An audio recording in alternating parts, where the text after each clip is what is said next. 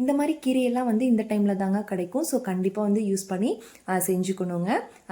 கரெக்டாக வந்து மழை வந்துட்டுருக்கு இல்லைங்களா, சோளம் போட்டிருப்பாங்க. ஸோ காட்டில் வந்து நல்லா கடையிற கீரையெல்லாம் வந்து இருக்குங்க.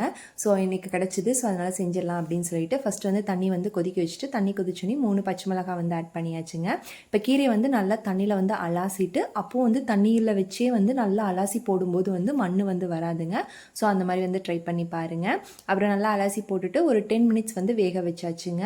இப்போ வந்து இந்த தண்ணி வந்து வடிச்சிட்டு வடித்ததுக்கப்புறம் நம்மளுக்கு தேவையான அளவுக்கு வந்து தண்ணி வந்து ஆட் பண்ணிவிட்டு, உப்பு, சின்ன வெங்காயம் பார்த்திங்க அப்படின்னா நல்லா ஒரு பிளேட் ஃபுல்லாக வந்து தொளிச்சு ஆட் பண்ணிக்கணுங்க. அப்போ தான் வந்து டேஸ்ட்டாக இருக்கும் கீரை.